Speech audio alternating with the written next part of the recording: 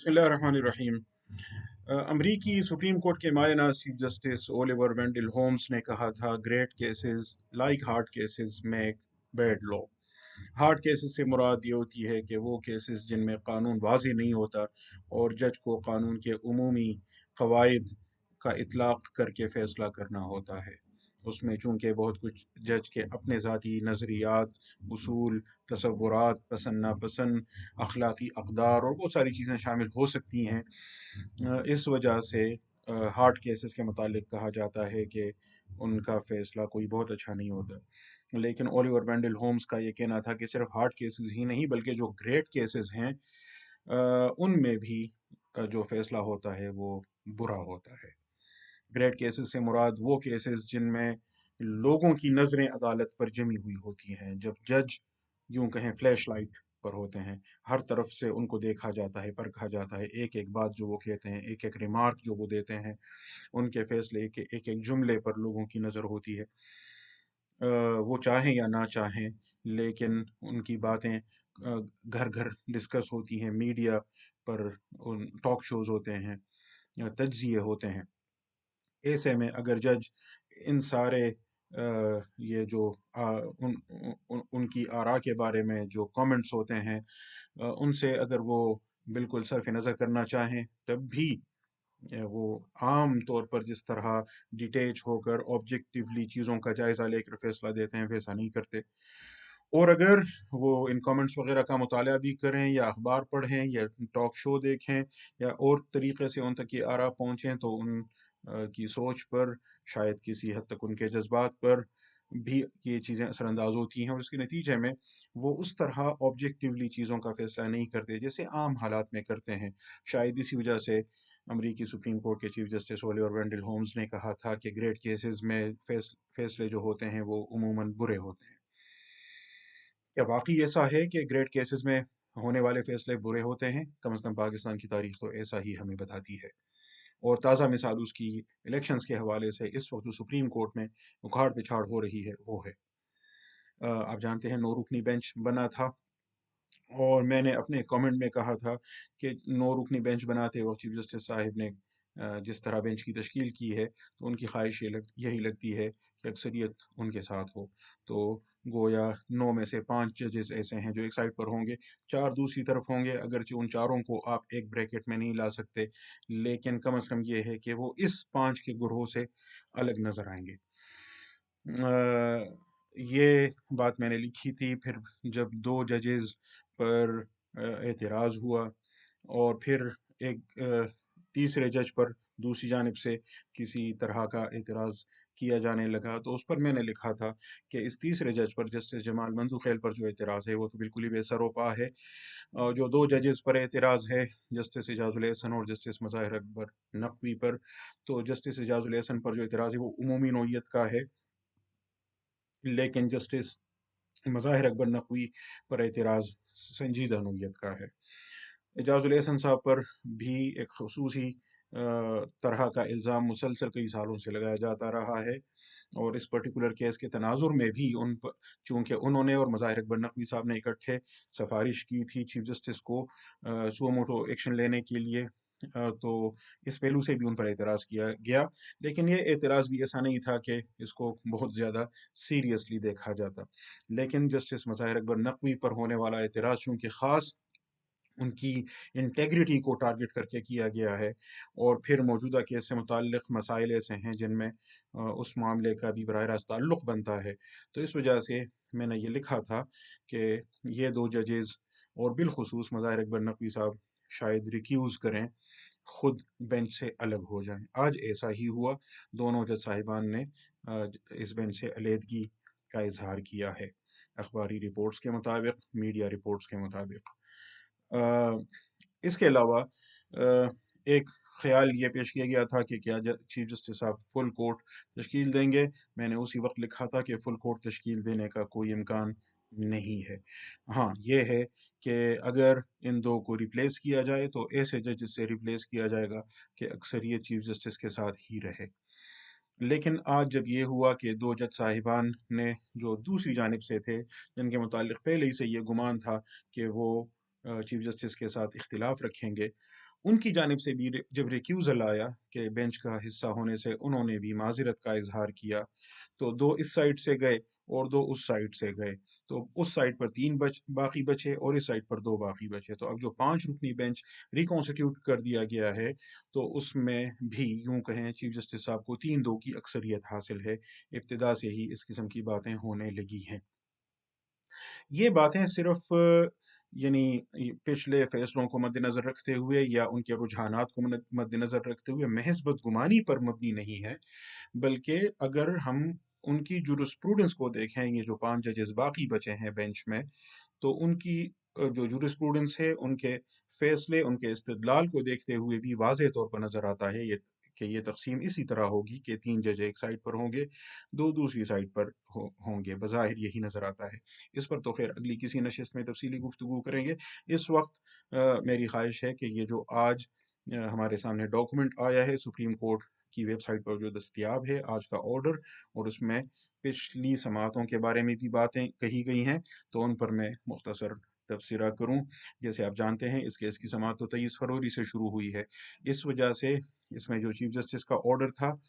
اور اس کے ساتھ جو جسٹس جمال مندوخیل کا نوٹ تھا جو اسی دن 23 فروری کو عدالت میں پڑھ کر سنایا گیا تھا، تو جسٹس جمال مندوخیل کا نوٹ اور چیف جسٹس کی جانب سے اس دن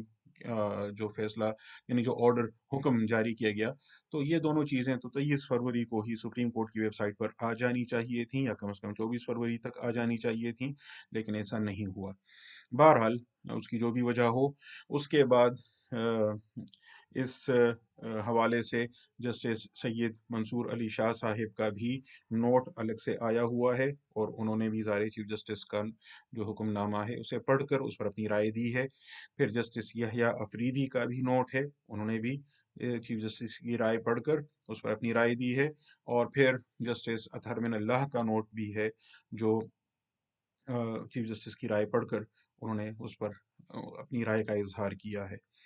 تو یہ جو جسٹس سعید منصور علی شاہ، جسٹس یحییٰ افریدی اور جسٹس اطہر من اللہ کے نوٹس ہیں، یہ غالباً 24 فروری کو لکھے گئے ہیں، لیکن جسٹس مندوخیل کا جو نوٹ تھا 23 فروری والا، چیف جسٹس کا جو حکم نامہ تھا 23 فروری والا، اور یہ جو تینوں نوٹس ہیں 3 ججز کے جو 24 فروری کے ہیں غالباً، یہ سارے اکٹھے کر کے آج 27 فروری کے حکم نامے کے ساتھ شامل کیے گئے ہیں۔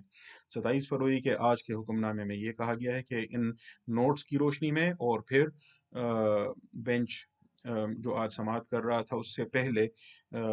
آپس میں جو مشاورت ہوتی ہے، تو اس مشاورت میں جو کچھ طے پایا اس کے نتیجے میں آج یہ حکم نامہ جاری کیا گیا کہ اس 9 رکنی بینچ نے چیف جسٹس کو بینچ کو ریکانسٹیٹیوٹ کرنے کے لیے کہا ہے۔ تو چونکہ 2 ججز ایک جانب سے ریکیوز کر چکے، جج دوسری جانب سے ریکیوز کر چکے، تو چیف جسٹس نے پھر باقی ماندہ 5 ججز پر مشتمل بینچ تشکیل دیا ہے۔ اب اس بیک گراؤنڈ کے ساتھ میں کچھ چیزوں کی وضاحت کرنا چاہوں گا۔ پہلے جو چیف جسٹس صاحب کا حکم نامہ ہے، انہوں نے اپنے حکم نامے میں یہ جو کیس ہے پورا اس کا پس منظر بیان کیا ہے، اور 6 صفحے کا ان کا نوٹ ہے، تو اس میں انہوں نے اس کیس کا پس منظر بیان کیا ہے کہ یہ کنٹروورسی کہاں سے پیدا ہوئی۔ پنجاب اسمبلی ڈیزالو کی گئی، پھر خیبر پختونخوا کی اسمبلی تحلیل کی گئی، دونوں اسمبلیوں کے اسپیکرز کی جانب سے بھی پٹیشن آئی ہیں، اکٹھی پٹیشن آئی ہے کہ الیکشنز کی تاریخ دی جائے، کیونکہ دونوں گورنرز نے تاریخ نہیں دی ہے۔ اور اسی طرح لاہور ہائی کورٹ کا فیصلہ بھی ہے، جہاں سنگل بینچ نے پہلے ہی سے فیصلہ دے دیا ہے، اس کے خلاف intra court appeal Lahore high court میں ہی پینڈنگ ہے۔ یہ بیک گراؤنڈ بیان کرنے کے بعد چیف جسٹس نے یہ بھی ذکر کیا ہے کہ کانسٹیٹیوشن کے تحت یہ لازم ہے، دفعہ 224 کے تحت، کہ الیکشنز کا انعقاد 90 دن کے اندر ہی کیا جائے، لیکن 5 ہفتے گزر گئے، اور یعنی اس کا مطلب ہے کہ وقت بہت تیزی سے گزر رہا ہے، لیکن ابھی تک لاہور ہائی کورٹ میں بھی یہ کیس اختتام تک نہیں پہنچا، اور پشاور ہائی کورٹ میں بھی ابھی تک اس پر کوئی خاص پیش رفت نہیں ہوئی ہے۔ اور پھر جب اس دوران میں صدر نے الیکشن کمیشن کو پہلے खत लिखा, फिर इलेक्शन कमीशन का जवाब आया, फिर सदर ने जब ये देखा कि किसी जानिब से कोई पेशरफ नहीं हो रही, तो उन्होंने इलेक्शंस एक्ट की दफ़ा 57 के तहत इलेक्शंस की तारीख दे दी। यूँ मामला बहुत गंभीर हो गया, और फिर जब 2 रुकनी बेंच ने एक और केस की समाअत करते हुए इलेक्शंस का मामला उठाया और फिर चीफ जस्टिस की तरफ मामला भेजा कि ये पब्लिक इम्पोर्टेंस का इशू है और इस पर सुओ मोटो लेना चाहिए, तो इस बैकग्राउंड के साथ ये सुओ मोटो एक्शन लिया गया है। ये जिस तरह चीफ जस्टिस साहब ने वजाहत पेश की है, तो उन्होंने उन एतराज़ात को प्रीएम्प्ट करने की कोशिश की है जो सुओ मोटो एक्शन पर पहले से होते रहे हैं या उनके बाद होने वाले थे, जैसे जिनका इजहार अगले जो जज साहिबान के नोट्स हैं उनमें हुआ है। और सच्ची बात यह है कि यहाँ चीफ जस्टिस साहब को दाद देनी चाहिए कि उन्होंने उन पॉइंट्स का जो जस्टिस यहया अफरीदी के नोट में है या जस्टिस अतहर मिनल्लाह के नोट में है और किसी हद तक जो जस्टिस सैयद मंसूर अली शाह के नोट में है, उनका जवाब देने की कोशिश की है, और ये कोशिश बड़ी हद तक कामयाब रही है, जैसे कि मैं थोड़ी सी वजाहत इसकी करूँगा। जस्टिस अतहर मिनल्लाह का जो पॉइंट था कि असम्बलियाँ क्या वाकई आइनी तरीके से तहलील की गई हैं, इसको भी, इस सवाल को भी शामिल किया जाना चाहिए। इस बात का इजहार उन्होंने खुली अदालत में किया था। और ये कि अगर असम्बलियाँ सही तरीके से तहलील नहीं हुई हैं तो उनको बहाल किया जा सकता है या नहीं, इस सवाल पर भी गौर होना चाहिए। चीफ जस्टिस ने उस पर तबसरा करते हुए ये लिखा है कि ये सवाल ना तो उन दरखास्तों में उठाया गया है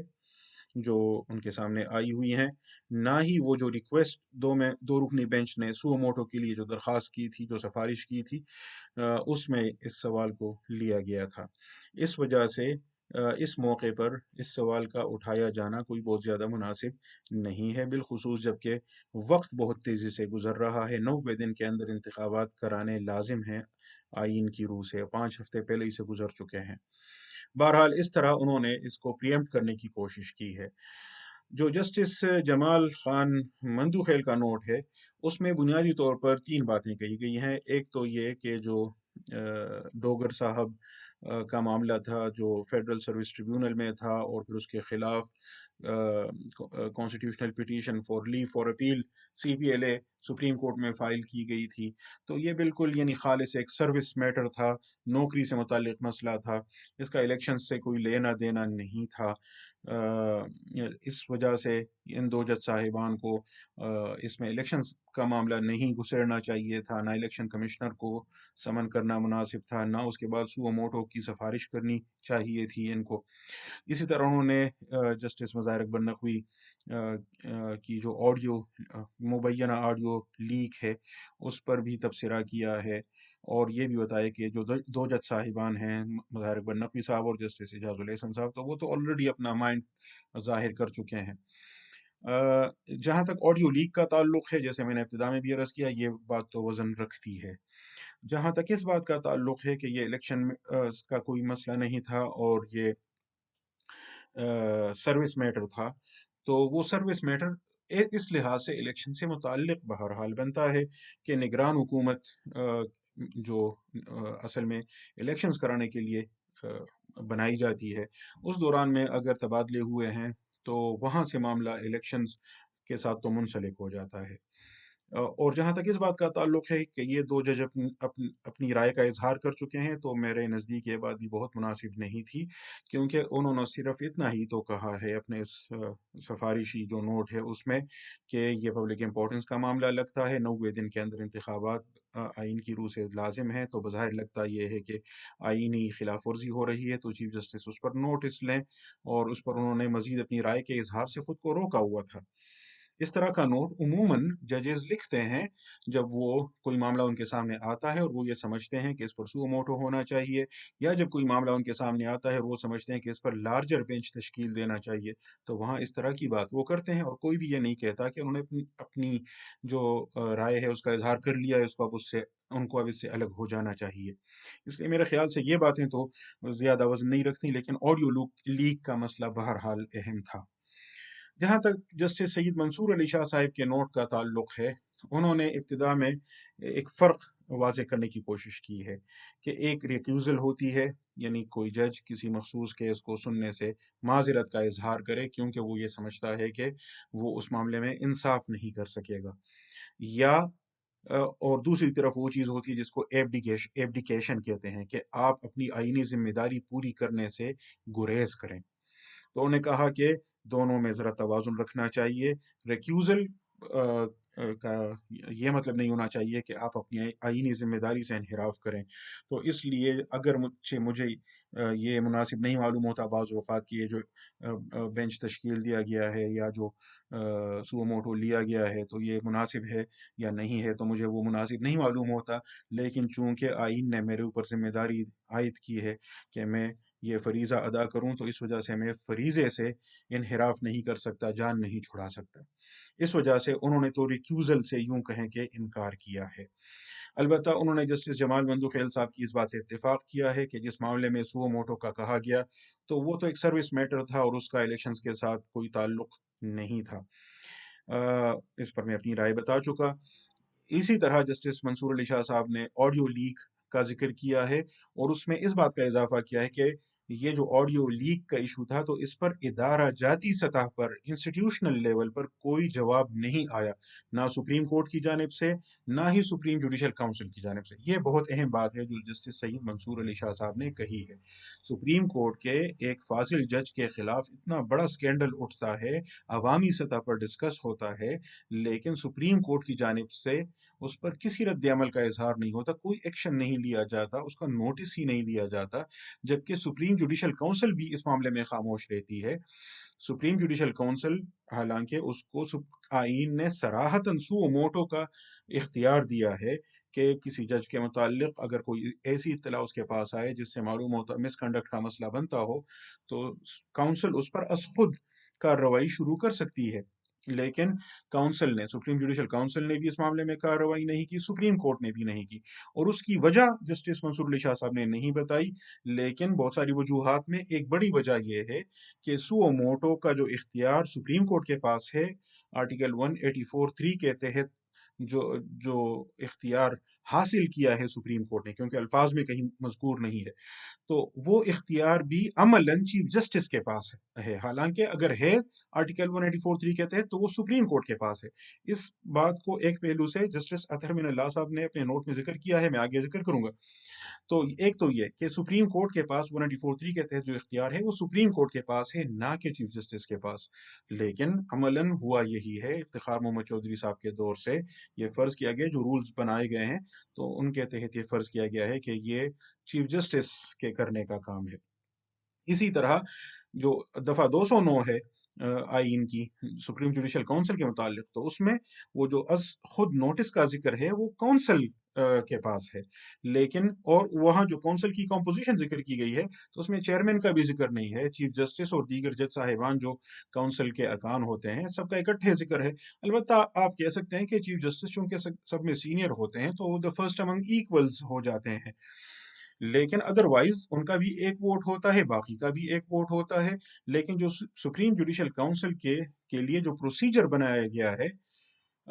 وہ اس میں بھی یوں کہیں اختیارات کا ارتکاز چیئرمین کے پاس ہو گیا ہے، اور اس لیے یہاں جسٹس منصور علی شاہ صاحب نے ذکر تو نہیں کیا، لیکن اگر ادارہ جاتی سطح پر کوئی رد عمل سامنے نہیں آیا جیسے کہ جسٹس منصور علی شاہ صاحب نے لکھا ہے،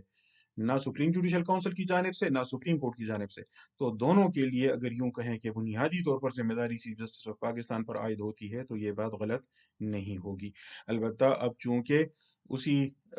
جج کے متعلق بار کونسلز کی جانب سے باقاعدہ ریفرنس بھی دائر کیے گئے ہیں، جسٹس منصور علی شاہ صاحب نے ان کا ذکر بھی کیا ہے، تو اب تو بہرحال کونسل کو میٹنگ کرنی ہوگی، سپریم جوڈیشل کونسل۔ منصور علی شاہ صاحب آگے لکھتے ہیں کہ وہی جج جن کے متعلق یہ باتیں ہو رہی ہیں ان کو اس بینچ میں شامل کیا گیا تو یہ مناسب نہیں تھا۔ اسی طرح انہوں نے اس بات پر بھی ناراضگی کا اظہار کیا ہے کہ یہ بات بھی نامناسب ہے کہ دو سینئر موسٹ ججز جو سپریم کورٹ کے ہیں ان کو بینچ کا حصہ نہیں بنایا گیا۔ یہاں بھی انہوں نے بات تو ذکر کی ہے، یعنی مرض تو ذکر کیا ہے، لیکن مرض کی جو جڑ ہے، مرض کا جو سبب ہے، اس کا ذکر نہیں کیا۔ اس کا ذکر کرنا چاہیے، اور وہ یہ ہے کہ بینچز کی تشکیل کا اختیار، جو رولز بنائے گئے ہیں سپریم کورٹ کے متعلق 1980 کے جو رولز ہیں، ان میں بینچز کی تشکیل کا اختیار چیف جسٹس کو دیا گیا ہے۔ چیف جسٹس کی مرضی سے بینچز بنتے ہیں، اور پھر چیف جسٹس کی مرضی سے ہی یہ فیصلہ ہوتا ہے کس بینچ کے سامنے کون سے کیسز لگیں گے، اور اس میں رجسٹرار آفس اور چیف جسٹس آفس سے یہ کام ہوتا ہے۔ تو اس لیے اگر جسٹس سید منصور علی شاہ صاحب نے یہ بات اٹھائی ہی ہے، تو اس موقع پر نہ صحیح کسی اور موقع پر اس مرض کی اس جڑ پر بھی بات ہونی چاہیے کہ کیا یہ جو بینچز کی تشکیل کا اختیار ہے اور بینچز کے سامنے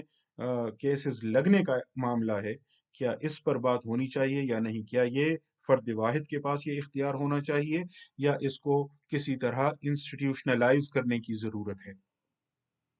یہ اس لیے ضروری ہے کہ جس نقطے کا آخر میں جسٹس سید منصور علی شاہ صاحب نے ذکر کیا ہے، اس کا اس سے براہ راست تعلق ہے۔ وہ نقطہ ہے کہ عدالت، سپریم کورٹ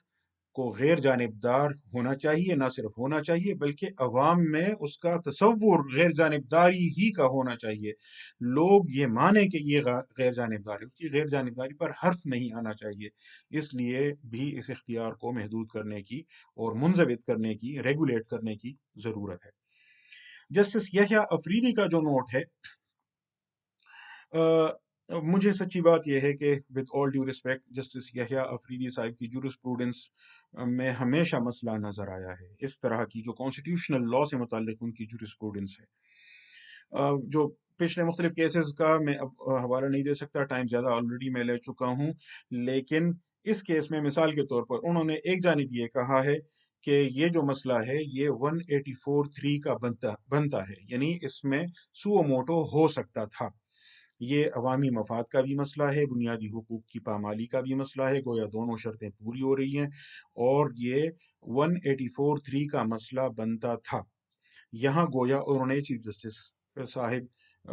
کے ایکشن کو سپورٹ کیا ہے، لیکن پھر کہتے ہیں اگلی سانس میں کہ یہ نامناسب تھا۔ نامناسب کیوں تھا؟ کیونکہ already cases Lahore high court اور پشاور ہائی کورٹ کے سامنے زیر التوا ہیں، تو وہ جو عدالتوں کا شجرہ ہے وہ بھی اس سے متاثر ہوتا ہے، ہائی کورٹ پر بھی حرف آتا ہے، اور پھر جس طرح کا سیاسی ماحول ہے، چارجڈ ماحول ہے، تو اس میں سے گریز ہی بہتر تھا۔ تو یہ تو پالیسی میٹر ہوا،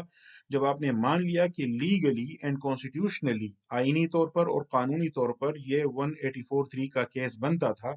تو اس کے بعد مناسب اور نامناسب پر تو دونوں زاویوں سے بات ہو سکتی ہے۔ اور یہ کیوں مناسب تھا، چیف جسٹس اس کا جواب پہلے ہی دے چکے ہیں کہ 5 ہفتے گزر چکے ہیں، نہ پشاور ہائی کورٹ سے فیصلہ ہو رہا ہے، نہ لاہور ہائی کورٹ سے فیصلہ ہو رہا ہے، 90 دن میں انتخابات کرانے ضروری ہیں۔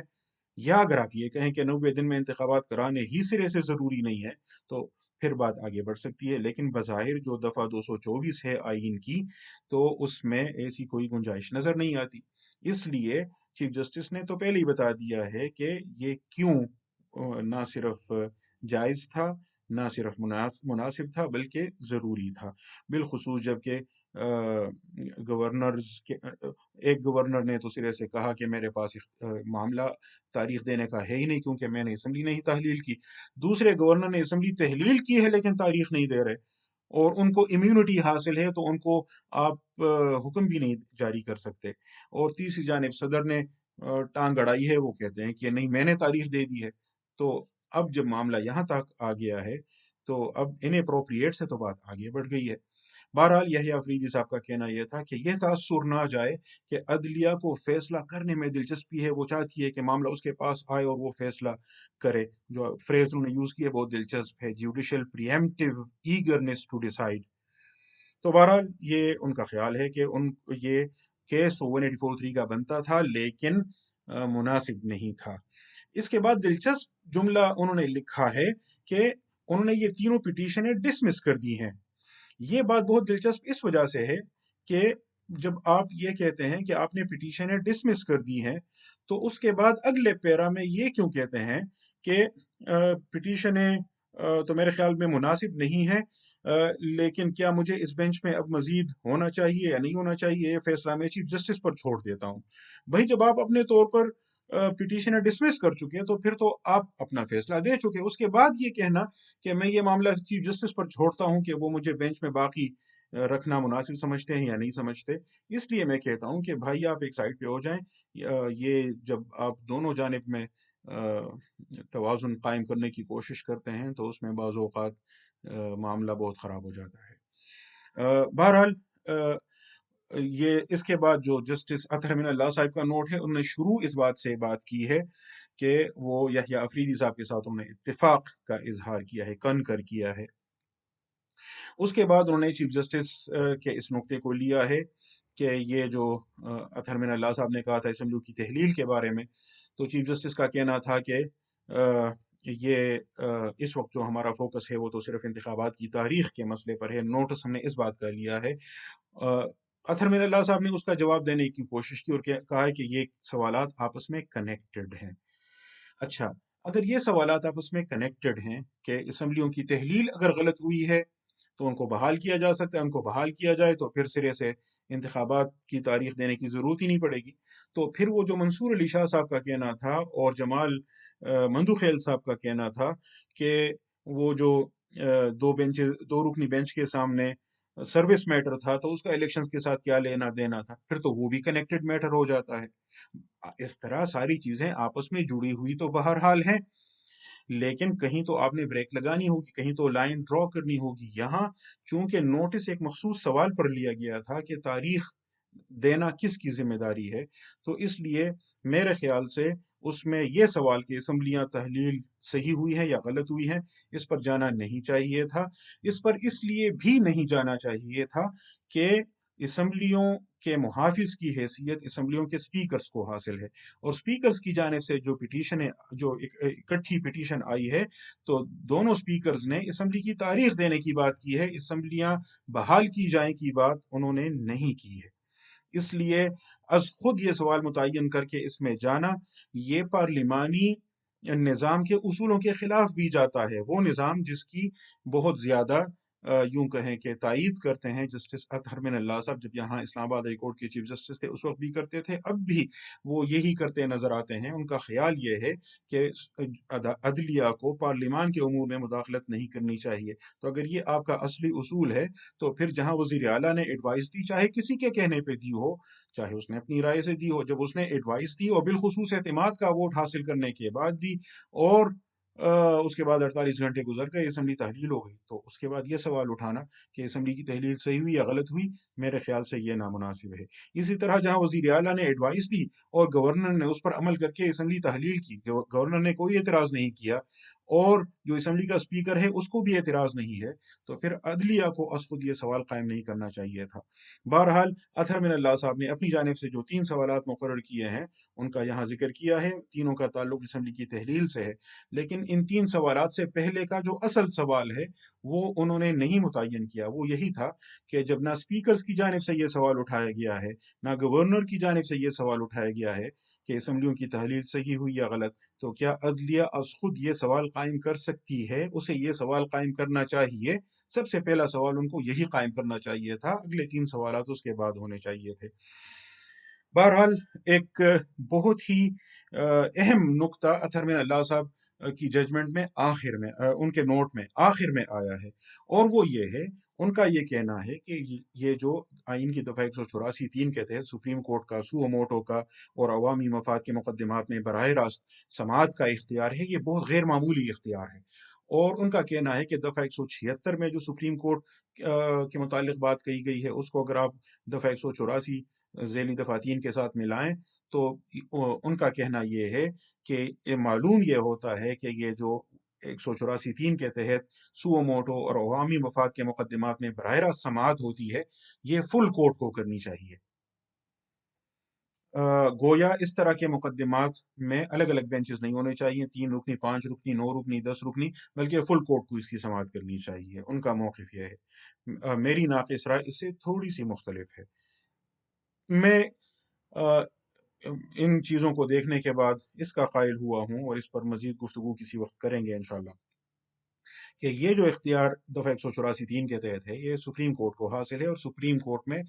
کورٹ کے وہ 2 جج بھی شامل ہوتے ہیں جو کسی ایک کیس کی سماعت کر رہے ہوتے ہیں۔ سپریم کورٹ میں کوئی ایک جج تنہا سماعت نہیں کرتا سوائے ان اپیلوں کے جو چیمبر میں سنی جاتی ہیں۔ تو بہرحال جب 2 جج پر مشتمل بینچ ہوتا ہے وہ کسی کیس کی سماعت کرتا ہے تو اس کو بھی سپریم کورٹ کی حیثیت حاصل ہوتی ہے۔ اس لیے جو 184(3) کا اختیار ہے وہ اس کے پاس بھی ہونا چاہیے، بجائے اس کے کہ آپ کہیں کہ صرف چیف جسٹس کے پاس ہو۔ بہرحال چاہے 2 رکنی بینچ، چاہے 3 رکنی بینچ، چاہے تمام بینچز کے پاس یہ اختیار ہو، یا اطہر من اللہ صاحب کی مان لیں تو پورے فل کورٹ کو بیٹھنا چاہیے، یہ دونوں صورتیں اس صورت سے مختلف ہیں جو اس وقت رائج ہے۔ اس وقت تو رائج یہ ہے کہ کب سو موٹو لیا جائے گا، اور اس کو سننے کے لیے اور براہ راست سماعت جب ہوتی ہے 184(3) کے تحت تو اس کے لیے بینچ کی جب تشکیل کی جاتی ہے تو بینچ میں کون ہوں گے، یہ اختیار رولز کے تحت، نہ کہ آئین کی دفعات کے تحت، بلکہ جو ذیلی قواعد ہیں، جو رولز ہیں، ان کے تحت چیف جسٹس نے اپنے پاس رکھا ہے۔ اس پر ظاہر غور کی ضرورت ہے۔ آج تک کے لیے اتنا ہی، باقی آئندہ انشاءاللہ۔